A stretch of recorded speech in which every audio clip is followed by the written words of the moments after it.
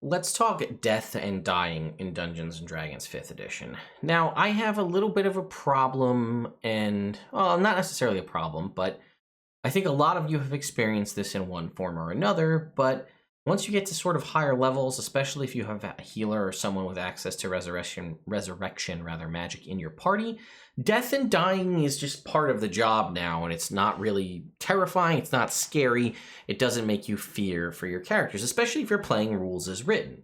So I'll give you an example. I was playing in a game, my homebrew game, or I was running a game, and the party, this was a couple years back, and we were playing just as the rules are written in the book. One of the party members died. He went down to 0 hit points, he failed 3 death saving throws, and he died. The paladin went over and cast Revivify on him and brought him back to life. So now he's back in the fight. Okay? No big deal. The druid used a Wand of Wonder, which rolled randomly and set off a Cloud Kill spell or a poison.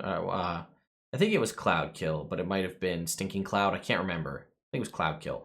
And basically it killed the cleric again, who was the one who had gone down, and because of the persistent damage from Cloud Kill, killed him a second time. Then again, within a minute, the paladin went over, cast Revivify on him again, and pulled him out of there, and then they managed to actually end up winning that fight overall, and that was that. But it kind of, that's when it started to bug me.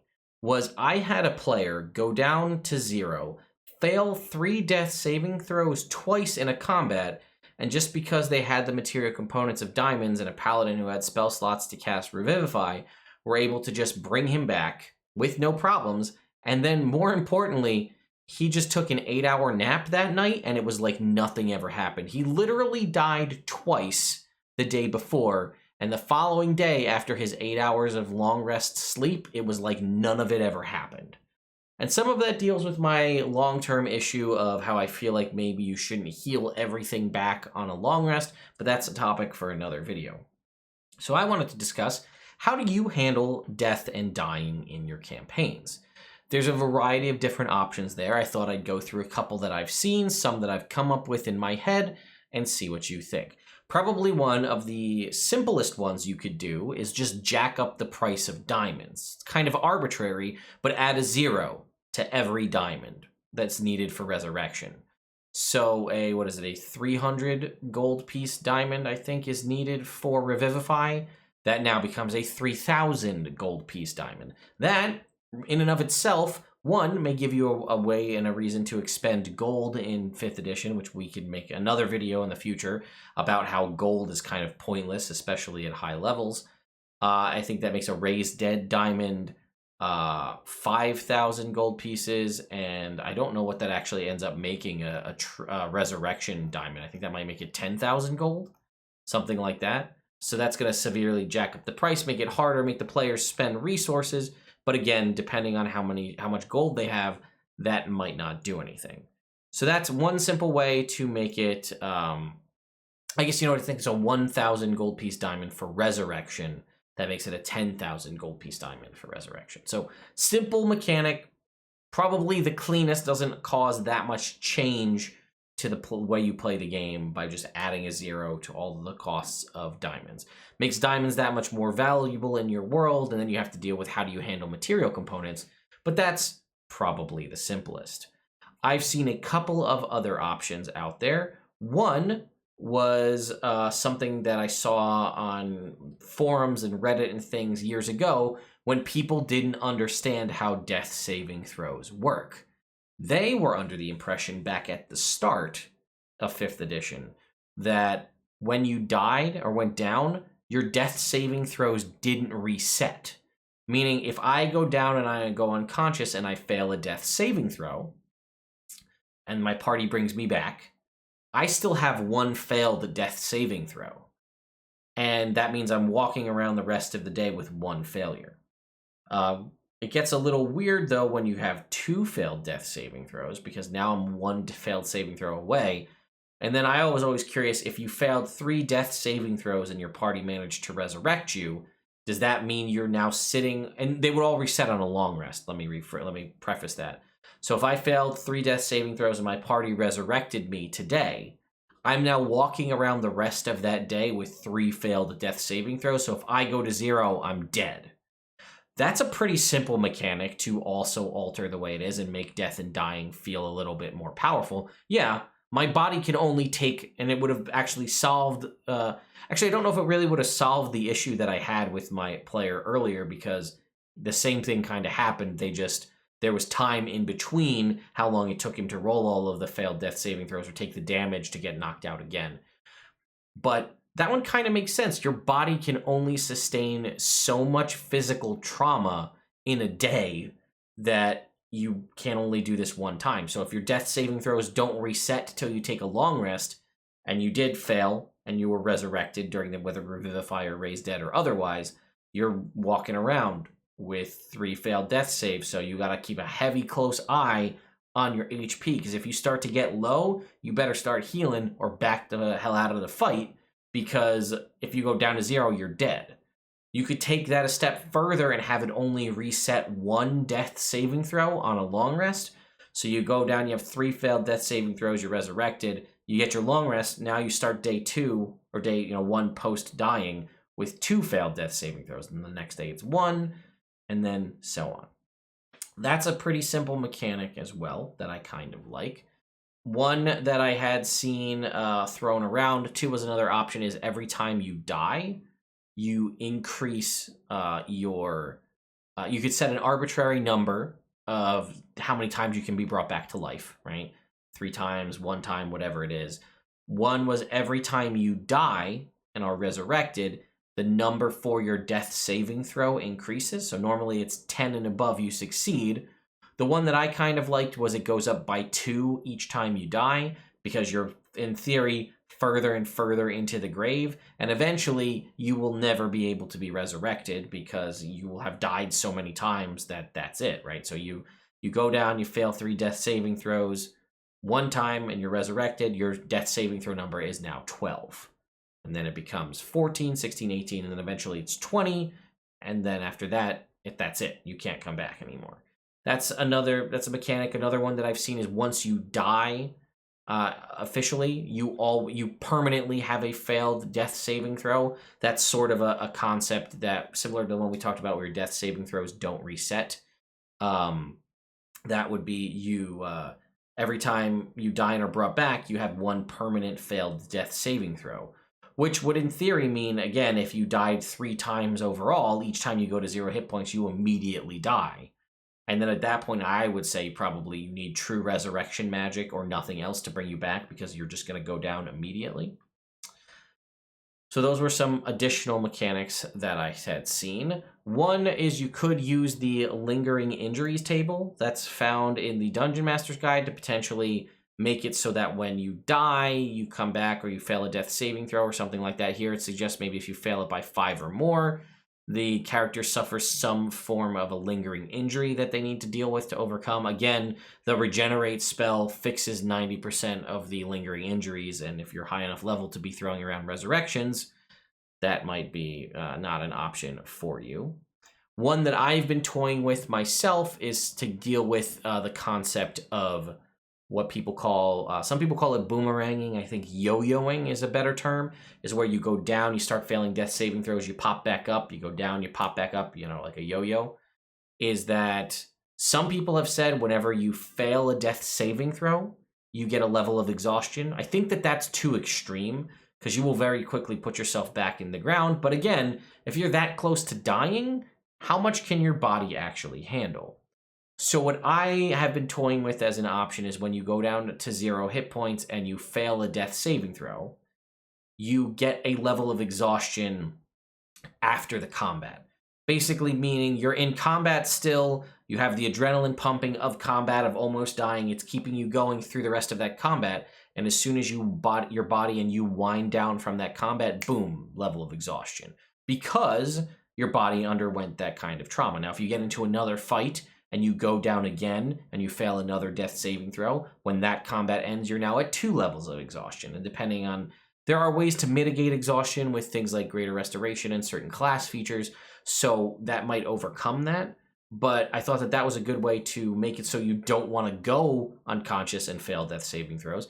Because I think we've all been there where you're down, you're unconscious, you have two two death saving throw successes and no failures, and the party says, "I'll pick you up and heal you later because this isn't important right now.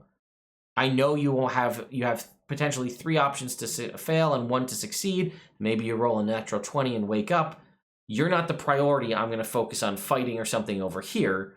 So that's where the party kind of goes and deals with that, and it's not really a big deal. Well, if you're going down and failing death saving throws, well, maybe you don't want to do that now because they're going to have the exhaustion mechanic coming into play each time you fail. Okay, moving on. A roleplay mechanic that I saw on Twitter, which I thought was really interesting, is each time you go down and you make a death saving throw of any kind, regardless of whether you pass or fail, you make a death saving throw. Describe a moment that flashes before your eyes. That's a pretty common thing that's said. I saw my whole life flash before my eyes. Well, if you go down and you're making a death saving throw, narrate the moment the history, the memory that passes before your eyes because you're on the brink of death. I really like that as just a simple roleplay mechanic, as something to make it, again, feel more impactful without changing the course of the game. So that's one that I like, something that I'll be implementing. One that I saw on a TikTok that I thought was really interesting on a D&D TikTok was the players don't make... This is something you have to get buy-in from your players up front, obviously. The players don't get to make the saving throws. The DM makes the saving throws behind the DM screen and doesn't tell the player what they got. So that way, that concept of what I was just talking about, where you have 2 successes and 0 failures, I'm going to do something else. You don't know how close your party member is to death at that point. I'm making the saving throw behind the screen, keeping my best poker face on, so you don't know. You could have gotten a natural 1 and you have 2 failed death saving throws right now, or I could have rolled a 10 and you have a success. The only thing I would say is when it's my turn and I make the death saving throw, if I roll a natural 20, I would say something like, your will to not let your party fall or something like that overcomes you and you surge back to consciousness with 1 hit point, stand up. What do you, it's your turn. What do you want to do? Because when you roll a 20 for a death saving throw, it starts at the start of your turn, so you can still get access to your full turn. So that's the only time I would interact, but I'd make the rolls behind the screen. So you could be sitting at 2 successes and no failures, or 2 failures, and the party doesn't know, so they need to be invested in the combat and be like, well, it's important. We got to get over there. We got to stabilize him now, or he could die, or she could die, or they could die. We don't know because it's all hidden from us. Now, you also could combine a large majority of the things that we've already talked about. You could combine the concept of the DM makes the death saving throws behind the screen. That could potentially be a detriment to you and the party. If your DM rolls really poorly all the time, or if your DM rolls really well, that could be a benefit to you. So that's a thing. You could combine it with the increasing the death saving throw number if anybody dies. You could combine it with the increased cost of the diamonds for resurrection. You could do it with the exhaustion. You could basically combine all of these, or a variety of different ones of these together, and make an amalgamation. And lastly, the one that I'm sure you've all been waiting for to hear is we got to talk about Matt Mercer's resurrection rules, which, again, I think there's something here for everybody, but let's take a look. So here's what his has. It's, again, the fading spirit concept, the fact that death is kind of throwaway in D&D. So if a character is dead and a resurrection is attempted by a spell or spell effect with longer than a 1-action casting time, a resurrection challenge is initiated. Up to 3 members of the adventuring party can offer to contribute to the ritual via a contribution skill check. The DM asks them to each make a skill check based on their form of contribution, with a DC of the check adjusting to how helpful/impactful the DM feels the contribution would be. For example, praying to the god of the devout fallen character may require an intelligence religion check at an easy to medium difficulty, while loudly demanding the soul of the fallen to return from the ether may require a charisma intimidation check at a very hard or nearly impossible difficulty. Advantage and disadvantage can apply here based on how perfect or off base the contribution offered is. After all contributions are completed, the DM then rolls a single final resurrection success check with no modifier. The base DC for the resurrection check is 10, increasing by 1 for each previous successful resurrection the character has undergone, signifying the slow erosion of the soul's connection to this world. For each successful contribution check, the DC is decreased by 3, whereas each failed contribution check increases the DC by 1. Upon a successful resurrection check, the player's soul, should it be willing, which is important, will be returned to the body and the ritual succeeded. On a failed check, the soul does not return to the body and the character is just lost forever. Only the strongest of magical incantations can bypass the resurrection challenge in the form of the true resurrection or wish spells. Makes sense? These spells can also restore a character to life who has lost due to a failed resurrection ritual. If a spell has a casting time of 1 action, is used to attempt to restore life via the Revivify spell or something similar, no contribution skill checks are allowed. The character casting the spell, so whoever's doing the healing, makes a rapid resurrection check, rolling a d20 and adding their spellcasting ability modifier. The DC is 10, increasing by 1 for each successful resurrection the character has undergone. On a failure, the character's soul is not lost, but the resurrection fails and increases any future resurrection DCs by 1. No further attempts can be made to restore this character to life until a resurrection spell with a casting time higher than an action has been attempted. So what that means is I can go in with Revivify and try to bring you back, and I make a roll based on adding my spellcasting modifier. The DC is 10, and if you've died, the number goes up. Kind of, we've talked about that earlier, some of the other methods. But the benefit of that is if it fails, you're not lost. I just can't use Revivify again. We need to use something more powerful. And then it does, but it increases your resurrection checks. So these are all the different options that I've heard or I've workshopped, and I want to use one of them in my homebrew setting, starting in my second campaign to make things a little bit more tricky and make the characters feel more invested in the world and the characters, the players invested in their characters. Because, again, if death isn't scary and you can just bring everybody back, but that's, again, how the game is designed to be. But I feel like a lot of us, maybe not everybody, but I feel like a lot of us are craving a little bit more. We see deaths and things as impactful in TV shows and you know, fiction and things that we read, and we want it to be something. But I think about think about it. Well, actually, you know what's a great example? Probably Supernatural. Nobody dies in Supernatural. Everybody just comes back to life again.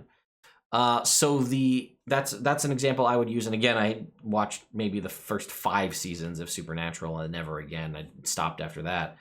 But the fact that everyone would die and then there was only a short-term setback because at some point they'd come back.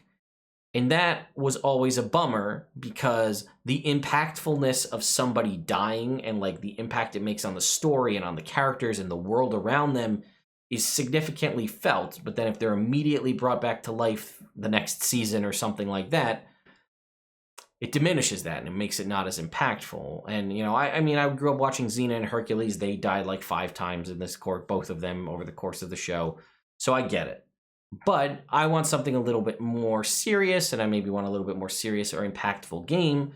So I don't know, but I'm putting out a call to action for all of you. What resurrection rules do you use? Do you use one of the methods that I've suggested here? Do you use a combination or an amalgamation of all of them? Do you have some other set of resurrection rules that you use that's not covered here? I'd love to hear about that, so please let me know in the comments down below. Thank you all so much for watching, and I'll see you next time.